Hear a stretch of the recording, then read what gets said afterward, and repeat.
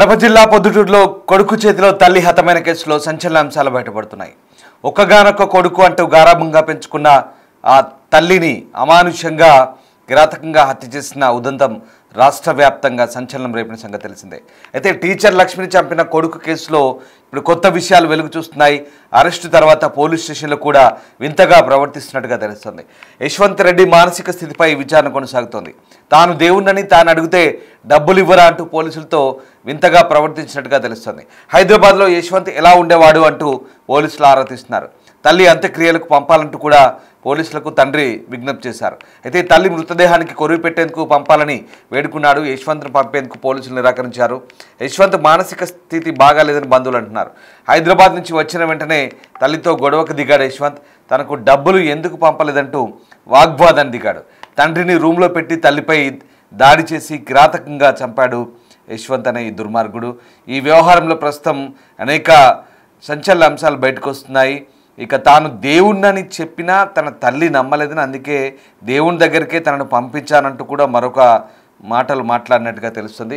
మొత్తం మీద ఒక్కగానొక్క కొడుకని చెప్పి గారాబంగా పెంచుకున్న ఆ తల్లిదండ్రులకు చివరికి శోకం మిగిలింది. ఆ తల్లికి కాలయముడిగా మారిన ఆ కొడుకు ఆమెను మట్టుబెట్టి వరండాలో గొంతు కోసి కిరాతకంగా వరండాలో పడేసి డోర్ పెట్టి ఇంట్లో పాటలు వింటూ కూర్చున్నాడంటే వాడు ఎంతటి దుర్మార్గుడో ఒకసారి అర్థం చేసుకోవచ్చు. వాడి మానసిక స్థితి గురించి కూడా అనేక సందేహాలు వెలువెత్తినప్పటికీ ఇదంతా డ్రామానా కేవలం, లేదా నిజంగా మానసికంగా సరిగా లేడా అనే విషయాలపై కూడా ప్రస్తుతం పోలీసులు ఆరా తీస్తున్న పరిస్థితి కనబడుతోంది. మొత్తం మీద సంచలన విషయాలు అయితే వెలుగు చూస్తున్నాయి. ఇక తాను దేవుణ్ణంటే నమ్మలేదనే తల్లిని చంపినట్లు కూడా పోలీసుల విచారణలో చెప్పినట్టుగా తెలుస్తుంది. లక్ష్మీదేవి ప్రభుత్వ ఉపాధ్యాయులుగా పనిచేస్తున్నారు. విజయభాస్కర్ రెడ్డి లక్ష్మీదేవి దంపతుల ఏకైక సంతానమే యశ్వంత్ కుమార్ రెడ్డి. అయితే ఇక కొడుకును బాగా చదివించి ప్రయోజకుడిని చేయాలనే ఉద్దేశంతో చెన్నైలో ఇంజనీరింగ్ చదివించారు. ఒక్కగానొక్క కుమారుడు కావడంతో ఏ లోటు రాకుండా చూసుకున్నారు. ఇంజనీరింగ్ పూర్తి కాగానే ఉద్యోగ అన్వేషణ కోసం హైదరాబాద్ పంపించారు. ప్రతి నెల ఖర్చుల కోసం డబ్బులు పంపించారు. ఒకసారి 3,000 పంపించారు. కొన్ని రోజులకు మరో 10,000 కావాలంటూ ఇటీవలే అడగడంతో తల్లిదండ్రులు నిరాకరించారు. సో తల్లి మీద కోపం పెంచుకున్న యశ్వంత్ ఆదివారం ఉదయం హైదరాబాద్ నుంచి పొద్దుటూరు చేరుకొని తల్లితో గొడవపడ్డాడు. తండ్రిని గదిలో బంధించి తల్లిని గొంతు కోసి దారుణంగా హత్య చేశాడు. కూరగాయలు కోసే కత్తితో ఆమె గొంతు కోసిన యశ్వంత్ తర్వాత వరండాలోకి ఈడ్చుకొని వచ్చి పడేశాడు. ఆ తర్వాత తలుపులు బిగించుకొని టీవీలో పాటలు వింటూ కూర్చున్నాడు. ఇదంతా సంచలనం రేపిన సంగతి తెలిసిందే. అయితే ఇప్పుడు యశ్వంత్ రెడ్డి మానసిక స్థితిలో మార్పులు రావడం గమనించిన అతని తల్లిదండ్రులు కూడా గతంలోనే అతన్ని ఇంటికి వచ్చేయాలని, హైదరాబాద్లో ఉండొద్దని చెప్పినా వినిపించుకోలేదంటున్నారు. కేవలం డబ్బుల కోసం మాత్రమే వాళ్ళకి ఫోన్ చేసేవాడని, కొద్ది రోజుల పాటు ఫోన్లు కూడా లేవని చెప్తున్నారు. సో మొత్తం మీద తాను దేవుణ్ణని అడిగినప్పుడు డబ్బులు ఇవ్వాలంటూ తల్లితో గొడవ పడ్డట్టుగా తెలుస్తోంది. పోలీసుల విచారణలోనూ ఇదే చెప్పినట్టుగా తెలుస్తోంది. సో మొత్తం మీద వాడి మానసిక స్థితికి సంబంధించి కూడా గతంలో ఎప్పుడైనా మానసిక సమస్యలతో బాధపడ్డా, ఇబ్బందులు పడ్డాడనే విషయాలపై కూడా ప్రస్తుతం పోలీసులు ఆరా తీస్తున్నారు. మొత్తంగా ఒక్కగానొక్క కొడుకు అంటూ పెంచుకున్న కన్న తల్లినే అమానుషంగా గొంతు కోసి హత్య చేయడం ఇప్పుడు సంచలనంగా మారింది. అయితే ఓవైపు తల్లి అంత్యక్రియలకు తల్లికి కొరువు పెట్టేందుకు కొడుకుని పంపించాలంటూ తండ్రి కూడా వేడుకున్నట్టుగా తెలుస్తుంది పోలీసుని. సో మొత్తం మీద ఈ వ్యవహారంలో పోలీసులు చాలా లోతైన దర్యాప్తు సాగిస్తున్నారు. వాడి మానసిక స్థితికి సంబంధించి పోలీసులు అయితే పూర్తి స్థాయిలో ఆరా తీస్తున్నారు. ఇక ఈ వ్యవహారానికి సంబంధించి యశ్వంత్ రెడ్డి తండ్రి కూడా స్పందించాడు. ఒకసారి చూద్దాం. వచ్చినాడు తిరిగినాడు. నేను స్నానం చేస్తాను. వచ్చిన బిడ్డలు మార్చుకుంటే వాళ్ళకేమో వాళ్ళమ్మతో ఏమంటున్నాడు ఏమో ఏమైందో లోపల బొడ్డలో ఉంటుందే పెడేసినాడు.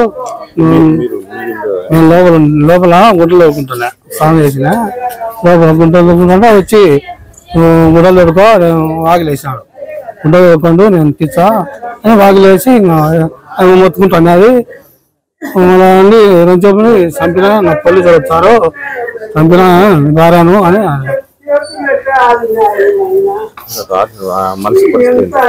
అంత అంటుందంటున్నది.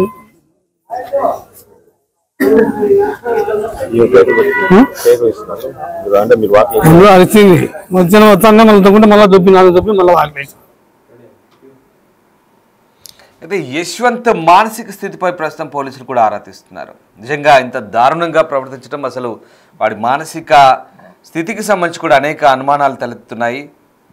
అల్లారు ముద్దుగా పెంచుకున్న కొడుకే ఆ తల్లి పాలిట కాలయముడిగా మారిన సిచ్యువేషన్ ఒక్కసారిగా మానవ సంబంధాలు ఏ రకంగా మంటగలుస్తున్నాయో మనకి ఉదంతం కళ్ళ కట్టినట్టుగా కనిపిస్తుంది. అసలు ఎందుకు ఇట్లాంటి మానసిక స్థితికి లోనయ్యాడు? కేవలం గారాబంగా పెంచడం, ఎలాంటి భయం లేకుండా ముద్దుగా పెంచుకోవడమే వాళ్ళు చేసిన తప్ప? అసలు ఏం జరిగింది ఈ కేసులో అనే అంశంపై ప్రస్తుతం అయితే స్థానికులు కూడా అందరు చర్చించుకున్న పరిస్థితి. పోలీసులు కూడా ఇదే విషయంపై ఆరాధిస్తున్నారు. సో మొత్తం మీద వాడి మానసిక స్థితి సరిగా లేకపోవడం లేదా అనేక కారణాలు ఈ హత్యకు దారితీసినట్టుగా కనబడుతుంది. అండ్ సినిమాల మీద పిచ్చితో కూడా, చదువును పక్కన పెట్టి సినిమాల మీద పిచ్చితో ఉన్నత చదువులు చదివినా కూడా ఇలాంటి డబ్బుల కోసం తల్లిదండ్రులను వేధించడం, అలాగే ఏకంగా తల్లిని హత్య చేయడం, ఇక అంటే వాడి మానసిక పరిపక్వత గురించి అనేక సందేహాలు కూడా వెల్లువెత్తిన నేపథ్యంలో అసలు ఈ ఉదంతం అయితే రాష్ట్ర వ్యాప్తంగా సంచలనం రేపిన సంగతి తెలిసిందే. సో మొత్తం మీద ఈ వ్యవహారానికి సంబంధించి అనేక అంశాలు ప్రస్తుతం పోలీసుల విచారణలో వెల్లడవుతుండడంతో దీనికి సంబంధించి రాష్ట్ర వ్యాప్తంగా మరొకసారి చర్చనీయాంశంగా మారింది. నిజంగా వారి మానసిక స్థితి అలాగే తల్లిదండ్రుల పెంపకం ఇది ఒకసారి మళ్ళీ అందరినీ ఆలోచించేలా చేస్తోంది. ఒక్కగానొక్క కొడుకుంటే ఏ రకంగా గారాబం చేసి పెంచుతారో, పెంచిన తర్వాత తిరిగి పెద్దగా అయ్యాక కూడా వాడి మానసిక పరిపక్వత లేకుండా తల్లిదండ్రులపైకి దాడికి పూనుకోవడం, ఏకంగా తల్లిని హతమార్చడం వెనుక ఇప్పుడైతే ఒక ఆసక్తికర చర్చ జరుగుతుంది. సింగిల్ చైల్డ్ ఉన్నటువంటి పేరెంట్స్కి ఇది ఒక చర్చగా మారిన పరిస్థితి. నిజంగా అంటే ప్రతి తల్లిదండ్రులు కూడా ఈ రోజుల్లో ఆలోచిస్తున్న పరిస్థితి.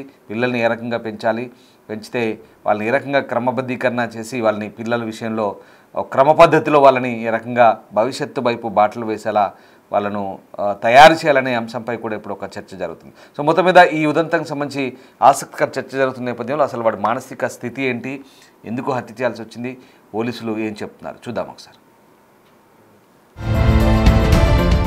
కన్న తల్లిని కడతీర్చిన కొడుకు,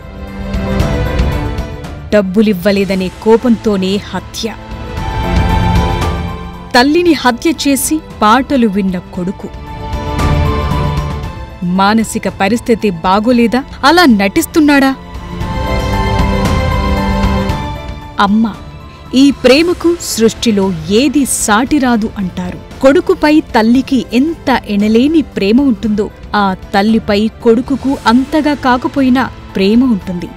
కానీ కడపలో జరిగిన ఓ ఘటన ఇప్పుడు ఈ మాట నిజం కాదేమో అనే డౌట్స్ను రేజ్ చేసింది. ఎందుకంటే కన్న కొడుకి ఆ తల్లి పట్ల కాలయముడిగా మారాడు. అత్యంత దారుణంగా చంపేశాడు. గవర్నమెంట్ టీచర్ అయిన లక్ష్మీదేవికి యశ్వంత్ రెడ్డి ఒక్కడే కుమారుడు. బీటెక్ కంప్లీట్ చేసిన యశ్వంత్ ప్రస్తుతం హైదరాబాద్లో ఉంటూ జాబ్ ట్రయల్స్ చేస్తున్నాడు. అయితే డబ్బు పంపాలని అమ్మపై ఒత్తిడి తీసుకొచ్చినా డబ్బులు పంపలేదు. దీంతో తల్లిపై కోపం పెంచుకున్న యశ్వంత్ ఇంటికి చేరుకుని తల్లిపై దాడి చేశాడు. కత్తితో ఆమె గొంతు కోసి చంపాడు.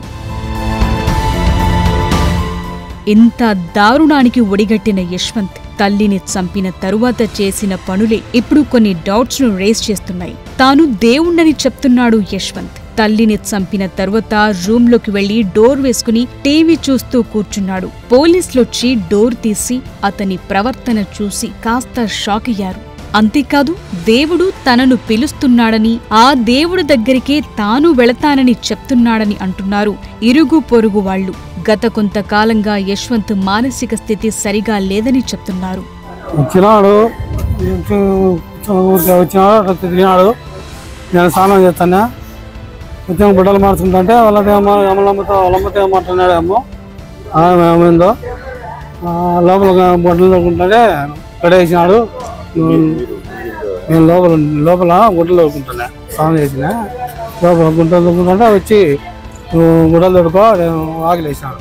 గుడ్డలు తోడుకోండు నేను తీసా అని వాకిలేసి ఇంకా అవి మొత్తుకుంటాను. అది మళ్ళీ అండి రెండు చెప్పుని చంపినా నా పోలీసులు వచ్చారు, చంపినా భార్యను అని ఇంకా మెంటున్నట్టున్నది. ముందు అరిచింది, వస్తానే మళ్ళీ దుక్కుంటే మళ్ళీ దుప్పి మళ్ళీ వాడిపోయింది. పోలీస్ స్టేషన్లో కూడా ఇలాంటి ప్రవర్తనే కంటిన్యూ చేశాడు యశ్వంత్. తాను దేవుణ్ణని, డబ్బులడిగితే ఇవ్వరా అంటూ వింతగా ప్రవర్తిస్తున్నట్టు తెలుస్తోంది. టీచర్ లక్ష్మి మృతదేహానికి కుటుంబ సభ్యులు అంత్యక్రియలు నిర్వహించారు. తల్లిని చివరి చూపు చూసేందుకు యశ్వంత్ను పంపాలంటూ అతని తండ్రి పోలీసులను కోరాడు. తల్లి మృతదేహానికి తలకొరివి పెట్టేందుకు అనుమతించాలంటూ కోరాడు. పోలీసులు మాత్రం యశ్వంత్ను పంపేందుకు నిరాకరించారు. నిజంగా యశ్వంత్ మానసిక పరిస్థితి బాగోలేదా, లేక ఆవేశంలో హత్య చేసి ఇప్పుడు నటిస్తున్నాడా? హైదరాబాద్ నుంచి ఇంటికి చేరుకుని హత్య చేశాడంటే ముందుగానే చంపాలని ఫిక్స్ అయ్యాడా అనే విషయాలపై ఇప్పుడు ఫోకస్ చేస్తున్నారు పోలీసులు.